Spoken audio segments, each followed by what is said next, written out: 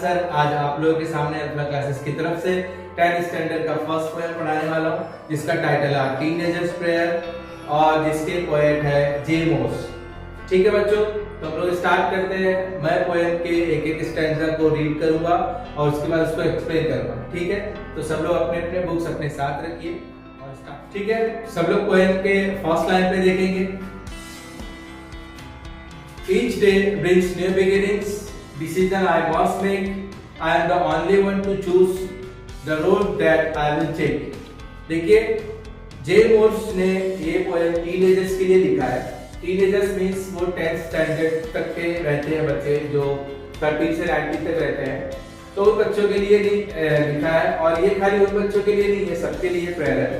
तो देखते हैं क्या कहना चाहता है वो अपने पोएम के जरिए, हमको क्या मैसेज देना चाहता है कि each day brings new beginnings, यानी कि हर एक नया दिन होता है, शुरुआत होती है नए दिन की अच्छे से। डिसीजन आई मस्ट मेक, हमको ही डिसीजन लेना पड़ता है। I am the only one to choose the road that I will take, और हमको ही वो रोड मींस क्या, हमको वो लाइफ का जो रोड है, रास्ता, हमको ही अपना डिसीजन लेना पड़ता है। और आपके जिंदगी में हर नए सुबह आती है और वो सुबह हमको नया नया डिसीजन लेना पड़ता है और हम ही वो डिसीजन ले सकते हैं, ऐसा उसने फर्स्ट स्टैंजा में कहा है। ठीक है, सेकंड में देखते हैं। I can choose to take the road of life that leads to great success और travel down the darken road that leads to great distress. यानी क्या कह रहा है सेकंड स्टैंजा में? सेकंड स्टैंजा में क्या कह रहा है कि I can choose to take the road of life. ये रोड ऑफ लाइफ क्या है? ये जिंदगी का रास्ता, यानी हम जो चूज करेंगे, यानी आप 10th के बाद जो अपने लाइफ में चूज करने वाले हो आगे की लाइफ के लिए, वो बताना चाह रहे हो। आप क्या चूज करोगे?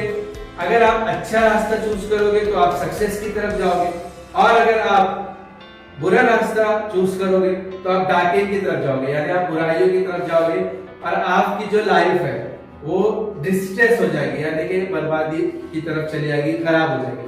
इसमें जो भी बोल्ड वर्ड में दिया गया है, डार्केन, डिस्ट्रेस, ये सब आपको ग्लोसरी में राइट में या लेफ्ट में बुक के मीनिंग दी होती है, जो एग्जाम में पूछा जाता है, वो अभी मैं बताऊंगा और आगे जो आएगा।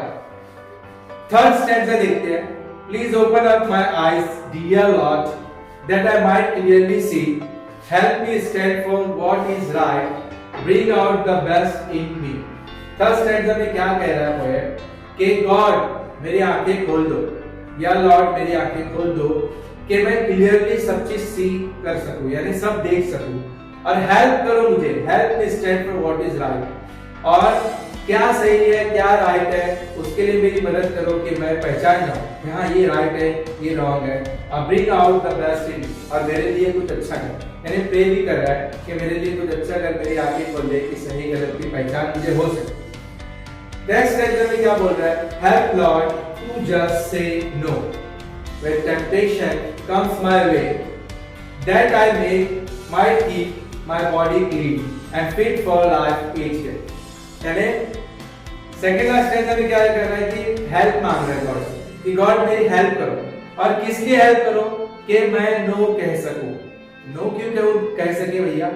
नो यानी कि कोई अगर गलत हो रहा है या गलत कर रहा है कहीं पर, तो वो नो कहने में मुझे हिचकिचाहट महसूस ना हो कि मैं फौरन कह दूं कि नहीं ये गलत है, मैं नहीं कर सकता, ऐसा मुझे टेम्पटेशन दे, और मेरी बॉडी को क्लीन रहे। क्लीन रहे मतलब ये नहीं कि मैं साफ सुथरा नहा धो के, वैसा वाला क्लीन है, यानी कि मैं पाक रहूं यानी गुनाहों से, वैसा वाला क्लीन, मेरे अंदर कोई गुनाह ना रहे, सिंस ना रहे, और मेरी लाइफ में मुझे फिट रहे, हर दिन मेरे लिए फिट बना।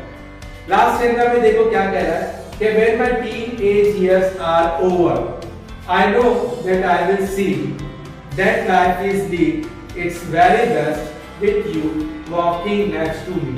यानी कि लास्ट स्टेंजा में पोएट बोल रहा है कि मैं देखूंगा कि जब मेरे टीनेजर्स खत्म हो जाएंगे, यानी जब मैं बड़ा हो जाऊंगा, जब मैं लाइफ में कुछ बन जाऊंगा, और मैंने अच्छे रास्ते अगर चुने होंगे जो मैं ऊपर देखा हूँ, तो मुझे पता है कि आई नो कि मैं देखूंगा कि मेरे लिए वो जिंदगी लाइफ बहुत अच्छी रही, कि मैंने अच्छा रास्ता चुना और मेरे साथ साथ वो चलते गया, मेरे साथ साथ मेरे रास्ते में कभी कोई प्रॉब्लम नहीं आया।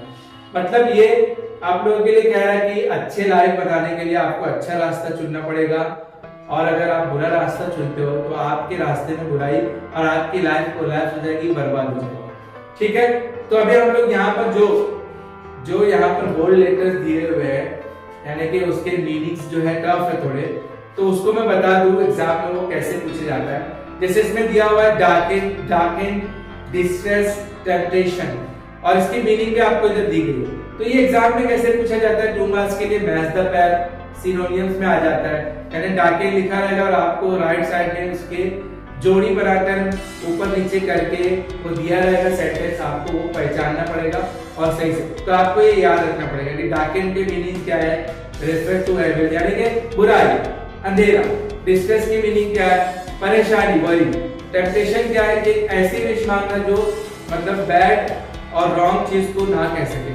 ایسے سارے دیا ہوا رہے گا، ہر پیسج میں ہر پوائم میں ایسا دیا رہتا ہے. اور آپ کو ایگزام میں یہ 2 مارکس کے لیے میچ دا پیر کر کے سینونیمز کر کے آتا ہے، اور آپ کو یہ دھیان سے دیکھنا. ٹھیک ہے، thank you very much. I hope کہ یہ ویڈیو آپ کو سمجھ میں آیا ہوگا. اگر آپ کو سمجھ میں آ گیا تو آپ لائک کیجئے اور سارے فرینڈز کو شیئر کیجئے. اگر اب تک آپ لوگوں نے الفلاح کلاسز کو سبسکرائب نہیں کیا ہوگا تو الفلاح کلاسز کے چینل کو سبسکرائب کیجئے. پھر ملتے ہیں نیکسٹ ویڈیو کے ساتھ. الوداع، اللہ حافظ.